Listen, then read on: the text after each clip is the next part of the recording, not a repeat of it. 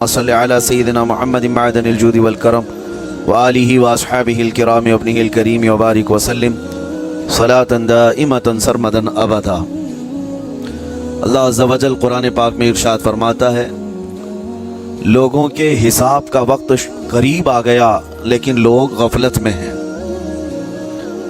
یہ 17ویں پارے کی شروع کی آیت ہے۔ اللہ تعالیٰ یوں فرماتا ہے، اقترب للناس حسابهم، لوگوں کے حساب کا وقت قریب آ چکا، وہم فی غفلت معرضون، اور وہ اترائے ہوئے غفلت میں پڑے ہوئے ہیں، منہ پھیرے ہوئے ہیں۔ لوگوں کو اس بات کا اندازہ ہی نہیں کہ حساب کا دن کتنا سخت ہونے والا ہے۔ میرے عزیزو، جب نبی پاک صلی اللہ تعالیٰ علیہ وسلم نے یہ ارشاد فرمایا کہ میں اور قیامت ایسے ہیں جیسے 2 انگلیاں قریب ہیں، 1400 سال پہلے رسول پاک صلی اللہ علیہ وسلم نے یہ فرمایا تھا کہ قیامت اتنی قریب ہے جتنا 2 انگلیاں قریب ہیں۔ اور اب کے زمانے میں تو قیامت کے سلسلے میں جو حضور پاک صلی اللہ تعالیٰ علیہ وسلم نے نشانیاں بتائی تھی وہ تقریباً پوری ہو گئیں، بڑی نشانیوں کو چھوڑ کر۔ اور یہ بھی حدیث پاک میں ہے کہ اگلا زمانہ اتنی تیز گزرے گا کہ تمہیں اس کا اندازہ ہی نہیں ہوگا، زمانوں پر زمانے آتے چلے جائیں گے۔ یہ جو آخری وقت کی نشانیاں ہیں، میں صرف مختصر سا ایک پیغام دوں گا۔ شعبان کا مہینہ ہے، یہ رسول پاک صلی اللہ تعالیٰ علیہ وسلم کا مہینہ ہے، اور رمضان کے بعد سب سے زیادہ حضور پاک صلی اللہ تعالیٰ علیہ وسلم کو روزے کی حالت میں کسی مہینے میں دیکھا گیا تو شعبان کا مہینہ فرمایا گیا۔ کبھی کبھار پورے شعبان کا مہینہ حضور صلی اللہ علیہ وسلم روزے سے رہتے، اور یہ ارشاد فرماتے کہ یہ مہینہ ایسا ہے جس میں سارے لوگوں کے اعمال اللہ کے حضور جاتے ہیں، پیش کیے جاتے ہیں، اور میرے آقا فرماتے ہیں اس حال میں میرے اعمال پیش کیے جائیں اللہ کی بارگاہ میں کہ میں روزے کے عالم میں ہوں۔ جب میرے اعمال پیش کیے جائیں اللہ کی بارگاہ میں تو میں روزے کی حالت میں ہوں۔ تو یہ شعبان کا مہینہ جو اب رمضان المبارک کے قریب کر رہا ہے، لیکن بعض بزرگوں نے یہ بھی فرمایا شعبان میں موتیں بھی کثرت سے ہوتی ہیں۔ لوگوں کا یہاں پر حساب کتاب 15ویں شعبان کو جو اب شب برات آنے والی ہے لکھ دیا جاتا ہے، سال بھر میں کیا کیا ہونے والا ہے، کتنے لوگ جانے والے ہیں۔ کئی لوگوں کی کتابیں بند کر دی جاتی ہیں۔ حدیث پاک میں یہ بھی ہے کہ فیصلہ اللہ تعالیٰ فرشتوں کے حوالے فرما رہا ہوگا، حالانکہ جب ہم ماں کے پیٹ میں تھے تبھی لکھ دیا گیا ہے کہ کتنی عمر ہے، لیکن فرشتوں کو جو ٹرانسفر کیا جاتا ہے سال میں ایک مرتبہ، اگلے سال ان کا کیا کیا ہونا ہے۔ اور حدیث میں ہے کسی کے متعلق فرشتوں کو یہ کہا جا رہا ہوگا کہ فلاں 1 مہینے بعد، 2 مہینے بعد، 1.5 مہینے کے بعد اس کی فلاں وجہ سے موت آئے گی، لیکن وہ بندہ شادی کی تیاری کر رہا ہوگا، وہ بندہ جس کی موت کا آرڈر جاری ہو چکا ہے، فرشتے لے چکے ہیں، وہ اپنے کاروبار کے اور اپنے گھر بار کے بنانے میں مصروف ہوگا، اسے اندازہ تک نہیں ہوگا کہ شعبان کے اس مہینے میں اس کی موت کا پروانہ نکل چکا ہے۔ اسی لیے میں عرض کر رہا ہوں قرآن کی آیت، اقترب للناس حسابهم وهم فی غفلت معرضون۔ اللہ فرماتا ہے لوگوں کا حساب بہت قریب آ چکا جبکہ وہ غفلت میں پڑے ہوئے ہیں۔ اب جس زمانے میں آپ زندگی گزار رہے ہیں یہ اتنی تیزی سے آپ کے اوپر سے گزر جائے گا کہ آپ کو احساس تک نہ ہوگا۔ بلکہ ایک حدیث کا مفہوم یہ بھی ہے کہ جوان بوڑھے نظر آنے لگیں گے اور بچے جوان نظر آنے لگیں گے۔ وہ دور آئے آج، بچے تو ہمارے جوان ہو ہی چکے ہیں، جو 6 سال کے بچے ہیں، 5 سال کے بچے ہیں، جن کو حقیقت میں بچہ کہا جاتا تھا، اب کے زمانے میں وہ بچے ہی نہیں رہ گئے۔ 8 سال کے بچے وہ بچے ہی نہیں رہ گئے۔ ساری اسکولوں کے حالات ہمارے پاس آئے دن نئی خبریں آتی ہیں۔ 3ری جماعت کا، 4تھی کلاس کا بچہ خطرناک قسم کے نشوں میں مبتلا ہے جو بڑے بڑے جوان بھی نہیں کیا کرتے تھے۔ تو بچہ کہاں رہا؟ حضور پاک صلی اللہ تعالیٰ علیہ وسلم نے فرمایا تھا بچے جوان لگیں گے اور جوان بوڑھے، اور جوانوں کی حالت یہ ہے کہ سارے مزے اپنے بچپن میں اتنے کر لیے کہ جوانی میں طاقت ہی ختم ہو گئی۔ 25 سال کی عمر میں ایسے لگتے ہیں جیسے کہ بڑھاپا آ گیا، کمزوریاں آ گئیں۔ 30 سال پہلے کے دور میں 40 سال کو بھی جوانی کہا جاتا تھا، اب کے دور میں 40 سال تو بڑھاپا ہو گیا۔ 30 سال کی عمر کے بعد آج کے نوجوانوں کے جواب دینے لگ جاتے ہیں۔ اس کی وجہ یہ ہے کہ بچپن میں اپنے آپ کو برباد کر لیا، بچپن میں اپنے آپ کو ختم کر لیا۔ تو جو بچپنا تھا اس کو جوانی میں بتا دیا، اور جو جوانی وہ بڑھاپے میں، اور جو بوڑھے اصل بوڑھے ہیں جن کو 60-70 سال کی عمر ملی ہوئی ہے، یہ اللہ تعالیٰ کی طرف سے ان کے لیے نعمت ہے۔ باقی قیامت کے قریب جو حالات ہیں وہ اس طرح کے ہیں۔ اور مزید میں آپ کو یہ بھی بتا دوں کہ زمانہ ترقی کرتے کرتے تمہیں ایسا سست اور کاہل بنا دے گا کہ تم کوئی کام کے لائق بھی نہیں رہ جائیں۔ بہت ساری چیزیں ہم سے رخصت ہو رہی ہیں، ہمیں اندازہ بھی نہیں۔ ابھی کل ہی میں ذکر کر رہا تھا، ابھی 10 سال پہلے 20 سال پہلے جو چیزیں ہمارے آنکھوں کے سامنے موجود تھی وہ اب غائب ہو چکی ہیں۔ خالی وقت اسے ملے تو نشہ بھی یاد آ جائے، خالی وقت اسے ملے تو عورتوں کی طرف میلان بھی بڑھ جاتا ہے، خالی وقت اسے ملے تو اس کو دولت لٹانے اور عیاشی کرنے کی فکر بھی سوار ہونے لگتی ہے۔ اپنے آپ کو کسی چیز میں مصروف کر لے، اور سب سے بہترین مصروفیت کیا ہے؟ اللہ اور اس کے رسول کا ذکر پاک ہے۔ یہ سب سے بہترین مصروفیت ہے کہ تم نے اپنے آپ کو اس میں مصروف کر رکھا تو اللہ تعالیٰ دنیا کی تمام مصروفیتوں سے تمہیں آزاد کر دے گا، برائیوں سے آزاد کر دے گا۔ قرآن میں رب تعالیٰ فرماتا ہے وَقَالُوا حَسْبُنَا اللَّهُ وَنِعْمَ الْوَكِيلُ، جنہوں نے یہ کہا ہمارا رب ہمارے لیے کافی ہے، ہمارا اللہ ہمارے لیے کافی ہے، اور کیا ہی بہترین مددگار ہے، کیا ہی بہترین وکیل ہے جس نے یہ کہا۔ اللہ فرماتا ہے اس کے فوراً بعد آیت آئی فَانْقَلَبُوا بِنِعْمَةٍ مِّنَ اللَّهِ وَفَضْلٍ لَمْ يَمْسَسْهُمْ سُوءٌ، اللہ ان لوگوں کو اپنی خاص نعمتوں میں لے جائے گا، ایسی جگہ جہاں کوئی برائی انہیں چھو بھی نہ سکے گی۔ جنہوں نے اللہ کی بارگاہ میں یہ کہا حسبنا اللہ ونعم الوکیل، آگے بھی ہے دوسری آیت ہے نعم المولا ونعم النصیر، جس نے یہ کہا اللہ فرماتا ہے ان بندوں کو اللہ اپنی خاص نعمتوں میں لے جائے گا اور فضل میں لے جائے گا، ایسی جگہ لم یمسسہم سوء، جہاں انہیں کوئی برائی چھو بھی نہ سکے گی، کوئی برائی نہ آ سکے گی۔ اسی لیے کثرت سے اپنے آپ کو مصروف رکھو۔ یہ جو محافل ہماری ہو رہی ہیں اللہ کرے کہ ہمیشہ قائم رہیں۔ ہم ہفتے میں 1 مرتبہ ذکر کی مجلس میں آتے ہیں اپنے دل کو اللہ تعالیٰ کی یاد سے معمور کرنے کے لیے۔ ویسے کھانا تو دن میں 3 مرتبہ اور کوئی تو 5 مرتبہ کھاتے ہیں۔ اپنے جسم کا بھرپور خیال رکھا جاتا ہے، ہماری روح کے خیال کے لیے مجلسوں میں آنا ضروری ہے۔ یہ مجلسوں کی پابندیاں، اور اگر آپ اس کو ہی یہ سمجھ کر نہ چلیں کہ ہم نے ایک بار ہفتے میں ذکر کر لیا تو اب کافی ہے۔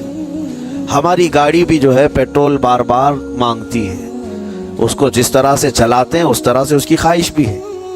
روزانہ گاڑی کو اگر کہیں کھڑی کر رکھیں تو زیادہ پیٹرول نہیں لگے گا، لیکن چلتی رہے تو بار بار پیٹرول کی ضرورت ہے۔ ہم میں سے ابھی کوئی ایسا نہیں ہے جو بستر پر پڑا ہوا ہے، ہر کوئی چل رہا ہے، پھر رہا ہے، دنیا میں مصروف ہے۔ تم اپنے کھانے پانے بھی کر رہے ہو، لوگوں سے ملاقات بھی کر رہے ہو، اس کا مطلب ہے تمہاری گاڑی چل رہی ہے اور اس کو پیٹرول بار بار چاہیے۔ اور یہی جو ایندھن ہے، یہ پیٹرول ہے، اس کا کام یہ اللہ تعالیٰ کا ذکر کرتا ہے۔ تمہارے جسم کو بیلنس رکھنے کے لیے، تمہاری فکروں کو بیلنس رکھنے کے لیے، تمہارے دماغ کو صحیح سلامت ایک نہج پر رکھنے کے لیے یہ ذکر کی محافل قوت دیتی ہیں۔ اگر اس ہفتے میں آپ نے ذکر کیا نہیں ہوا تو آپ اپنے ہی گھر پر سونے سے قبل بستر پر بیٹھ کر کیوں اللہ کا ذکر نہیں کر لیتے؟ 5 منٹ 10 منٹ اس مولا کو پکار کر کے سونے میں کیا حرج ہے؟ لوگ موبائل دیکھتے، گانے سنتے، فلمیں دیکھتے ہوئے سو جاتے ہیں، لیکن اللہ رب العزت کو یاد کر کے سونے والا، میرے عزیزو، قرآن میں مولا فرماتا ہے فَاذْكُرُونِي أَذْكُرْكُمْ، اس کا وعدہ ہے تم مجھے یاد کرو میں تمہیں یاد کروں گا۔ اور اس کی تفسیر میں اللہ تعالیٰ کے اس قول میں، اس فرمان کی تفسیر میں بزرگوں نے فرمایا اللہ کیسے یاد کرتا ہے بندے کو؟ اللہ بندے کو کیسے یاد کرتا ہے؟ جب تم اس کی یاد میں مصروف رہے، اپنے آپ کو بزی کر رکھا، اللہ تمہیں کیسی جگہ یاد کرتا ہے؟ فرماتے ہیں مفسرین کہ بندہ تو لوگوں میں اللہ کو یاد کیا، اور اللہ بندے کو فرشتوں میں یاد کرتا ہے۔ فرشتوں کے درمیان تمہارا ذکر ہونے لگتا ہے، کہ فلاں کا بیٹا فلاں آج میرا ذکر کر رہا تھا. آج محفل ذکر سے جتنے نکلیں گے اللہ کریم ہمارا ذکر فرشتوں میں ضرور فرمائے گا. فرشتوں میں ضرور ذکر ہوگا کہ فلاں بندہ آج ذکر میں مشغول تھا. اور پھر یہ بھی فرمایا بزرگوں نے, مفسرین نے, کہ اللہ تعالیٰ وہاں یاد کرتا ہے جہاں فرشتے ہوں, فرشتوں کی محفل میں تمہارا ذکر. اور اس کے علاوہ یہ بھی فرمایا گیا کہ تم دنیا میں زندگی میں اسے یاد کرتے تھے اور وہ تمہیں مرنے کے بعد قبر میں یاد کرے گا. جب دنیا تمہیں چھوڑ دیتی ہے تب اللہ تعالیٰ تمہیں یاد فرماتا ہے. فَاذْكُرُونِي أَذْكُرْكُمْ کا مطلب یہ ہے وہ تمہیں یاد فرمائے گا, لیکن اس کے لیے کثرت سے تم اللہ کو یاد کرو, اللہ کو یاد کرو. تو بہرحال میرے عزیزوں, قیامت کی نشانیاں جو ہم نے آج مختصر آپ کے سامنے رکھی وہ بہت تیزی سے تمہارے سروں پر آ رہی ہیں اور تمہارے ہاتھوں سے بہت سارے کام اب چھن جائیں گے. ابھی آپ ترقیات میں خوشی سے بات کرتے ہوئے بیٹھتے ہیں نا, ڈسکس کرتے رہتے ہیں کہ سنا ہے ایسی کار آ رہی ہے کہ وہ اب بغیر ڈرائیور کے چلے گی, روبوٹ سے چلے گی. اس کو تو ہم خوشیوں میں ڈسکس کرتے ہیں کہ اچھا ایسا ہونے والا ہے. پہلے ایسا تھا کہ موبائل آپ بٹن کے دباتے تھے, کسی نے اگر خبر کر دیا کہ نہیں بعد میں صرف ٹچ کرنے سے آتا ہے تو آپ کہتے ہیں اچھا ایسا بھی آنے والا ہے. لیکن آپ کوئی کہے تو آپ کو کوئی تعجب نہیں, ٹچ اسکرین, کوئی تعجب کی بات نہیں. بنا ڈرائیور کے گاڑیاں آ جائیں گی. اس طرح ہوتے ہوتے نظام زندگی اس قدر بدل جائے گا, اس قدر بدل جائے گا. آج میری یہ بات نوٹ کر کے رکھ لیں, زندگی باقی رہی تو 10 سال بعد انشاءاللہ ہم ملاقات کریں گے اگر اللہ نے زندگی باقی رکھی. اور اس کے بعد پھر ہماری یہ باتیں میچ کر کے دیکھیں کہ کیا کیا ہوا ہے اور کیا کیا دنیا بدل چکی. اسی لیے میں کوئی بھوشمانی نہیں کر رہا ہوں اور نہ ہی کوئی جوتش بابا ہوں, طوطا لے کر جو بیٹھتا ہے, یا تمہارے ہاتھوں کی لکیریں دیکھ کر کے کوئی فیوچر بولنے والا نہیں. مصطفیٰ کریم صلی اللہ تعالیٰ علیہ وسلم کی احادیث سے جو قیامت کے قریب ہونے والے رونما ہونے والے واقعات ہیں, میں ترجمانی کر رہا ہوں حضور کی حدیثوں کی. اس لیے کہ ہمیں پتا ہے دنیا کے سارے سائنسدان جھوٹ بول سکتے ہیں, مدینے والے کی بات جھوٹ نہیں. میرے آقا صلی اللہ تعالیٰ علیہ وسلم کا فرمان جھوٹا نہیں ہو سکتا. اس لیے اگلا دور جو آ رہا ہے وہ بڑا سخت ترین ہے. اب آپ دیکھیں, محنت سے عاجز, ہر چیز سے محنت سے تمہیں نکال لینا ہے. میں نے تو لکھنے پڑھنے کی ایک مثال دی کہ تمہارے ہاتھوں سے قلم چلا جائے گا, تمہارے پاس سے کتابیں جو پرنٹ ہوتی تھی یہ بھی چلی جائیں گی. بس تم موبائل میں آڈیو کتابیں سنتے رہو. اور دور تو ایسا ہوگا کہ کچھ لکھنا بھی ہے وہ بھی ابھی آ ہی چکا ہے. وائس کمانڈ جو ہوتا ہے اس کو بولو وہ لکھ کر کے دے دے گا. تم اس میں موبائل میں جو بولو گے وہ ٹائپ بھی ہو جائے گا. تو جب آپ کے بولنے سے سب لکھ بھی جاتا ہے تو قلم اٹھانے کی ضرورت کیا ہے؟ قلم چھوٹ گیا تمہارے ہاتھ سے, یہ سب چیزیں چھوٹ جائیں گی آگے. اب دور کے متعلق پیشین گوئیاں بعض سائنسدانوں نے یہ بھی کی ہیں کہ بچے پیدا کرنے کے لیے شادی ہونا بھی ضروری نہیں. یہ دنیا کا پلان ہے, یہ میں فطرت خداوندی کو نہیں بتا رہا, اللہ کے قانون کے خلاف ہے. لیکن دنیا یہ بھی چاہتی ہے کہ شادی کی بھی ضرورت نہیں, بچے ہم لیب میں پیدا کریں گے. لیبارٹری کے اندر ماں کی جیسے رحم دانی ہوتی ہے, بچہ دانی, آرٹیفیشیل اس کو تیار کر کے اس کے اندر کسی مرد کے نطفے کو رکھ کر اس کو وہیں پروان دیا جائے گا.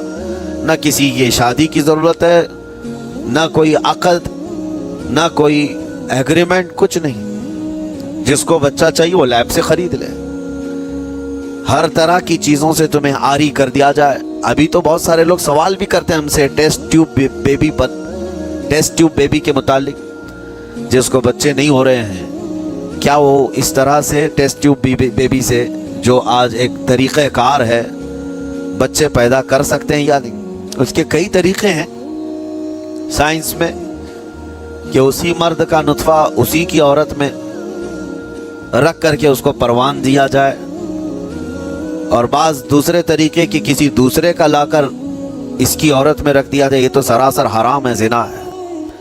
لیکن ائمہ اکرام فقہاء اکرام نے हलाल रिश्ते के अंदर भी मर्द और औरत जो शादीशुदा हैं उनको भी इस तरीके से बच्चा हासिल करने की इजाजत नहीं थी, वो नाजायज है, नाजायज है। बच्चे देना ये अल्लाह की शान है।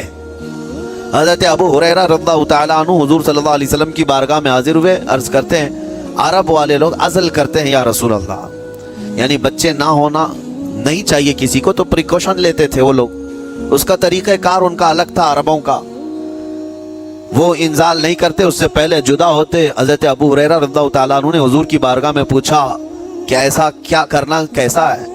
नबी पाक सल्लल्लाहु तआला अलैहि वसल्लम ने इरशाद फरमाया अगर रब तबारक व तआला चाहे तो भी बच्चे अता करेगा, कोई अज़ल कर ले अलग हो जाए, अगर मौला को देना हो तो इस हाल में भी अल्लाह ताला बच्चे अता करेगा, जो मौला बगैर बाप के ईसा पैदा फरमाता हो।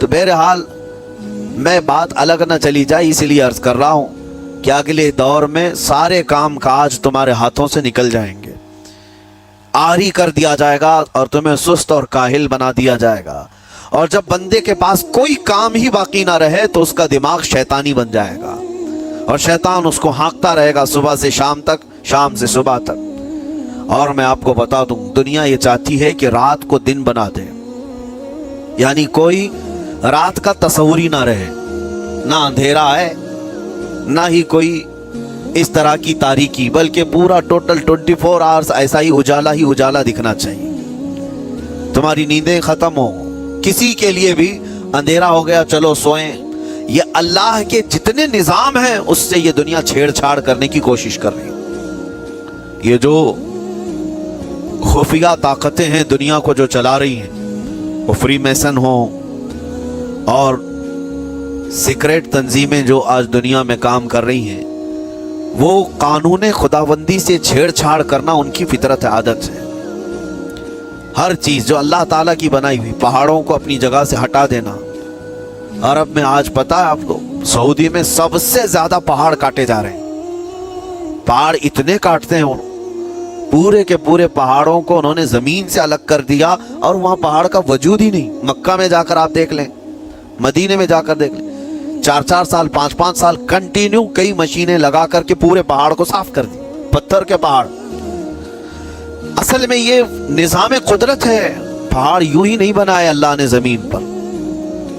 वल जिबाल औतादा, ये मेख बना करके इसमें गाड़ दिए गए ताकि जमीन हिलने ना पाए, जमीन पानी पर है, और जब पहाड़ों से छेड़छाड़ किया जाएगा जमीनों में जलजले आएंगे, इधर से उधर जमीन हिल जाएगी। और तो और इन्होंने अपनी टेक्नोलॉजी को बढ़ाते बढ़ाते कानून खुदाबंदी में छेड़छाड़ के लिए क्या नहीं किया, इन्होंने जाली और आर्टिफिशियल अर्थक्वेक लाने की कोशिशें की, मसनूई जलजले, मसनूई बारिश होती नहीं, लेकिन पूरे क्लाउड को जमा करके, बादलों को जमा करके एक जगह और फिर उसको केमिकल के जरिए से पानी बरसा दिया जाए। लोगों को लगता है कि अबर छा गया और पानी आने लग गया, यानी बारिश भी मसनूई बरसाई जाए, हवाएं भी मसनूई चलाई जाएं, पहाड़ भी काट दिए जाएं, जाली जलजले लाए जाएं। सुनामी को भी लाने की तरकीबें इन लोगों ने सोची कि जेर जमीन जो लावा होता है उसके अंदर धमाका कर दिया जाए ताकि पानी की मौजें बेकाबू होकर बहुत ज्यादा लहरें उठ जाएं और दुनिया में तबाही मचाएं। बीमारियां अल्लाह की तरफ से आती हैं, लेकिन बीमारियां ये लैब में बनाने की कोशिश करते हैं कि वायरस बनाए जाएं और लोगों के दरमियान छोड़ दिए जाएं, जिसको आज दुनिया की बड़ी ताकतें बायो वेपन का कहती हैं।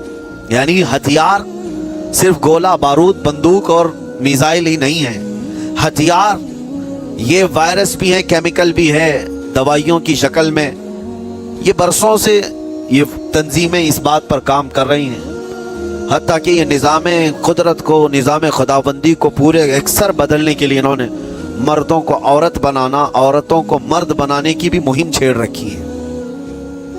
ट्रांसजेंडर, इन सब को खास कानूनी हक दिया जाएगा और मर्जी से आदमी अपने जेंडर को, अपनी जिन्स को चेंज करवा ले। ये कानून खुदाबंदी में छेड़छाड़ है नहीं। और इंसान को जिस काम के लिए पैदा किया गया था उस काम से उसको आरी कर दिया जाए, काहिल बना दिया जाए। इसीलिए देखें, वो रहमान मौला चाहे तो तुम्हें घर में बिठाकर खूब रिस्क दे। वो गफ्फार है जो चूंटियों को अपने सुराख में रिस्क देता है, मछलियों को पानी के अंदर रिस्क देता है, वो अशरफुल मखलूकात को क्यों नहीं खिलाएगा? लेकिन उसका हुक्म ये है, खुद इदा कुदियतिस सलातु फंतशिरू फिल अर्द, जब नमाज पढ़ लो तो जमीन में फैल जाओ और अल्लाह का रिस्क ढूंढो। ये नहीं कि घर में बैठ करके तुम पुकारते रहो रिस्क आ जा, रिस्क आ जा, रिस्क आ जा। ये नहीं है। तुम्हें क्यों, तुम काहिल और सुस्त ना बनो। तुम्हें फरमाएगा हाथ पैर चलाओ। नबी पाक सल्लल्लाहु तआला अलैहि वसल्लम ने इरशाद फरमाया, दुनिया का सबसे बेहतरीन रिस्क वो है जो अपने हाथों की कमाई, मेहनत से।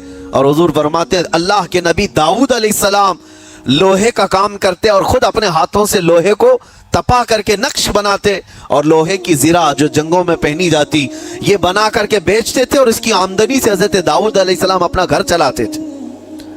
हज़रत इदरीस अलैहिस्सलाम कपड़े सिलते थे, दर्जी का काम करते और अपना घर चलाते।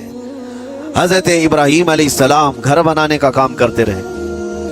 इसीलिए नबी पाक सल्लल्लाहु तआला अलैहि वसल्लम ने फरमाया, अल्लाह के सारे नबी अपने हाथों की कमाई खाया करते थे, कोई घर बैठ करके नहीं।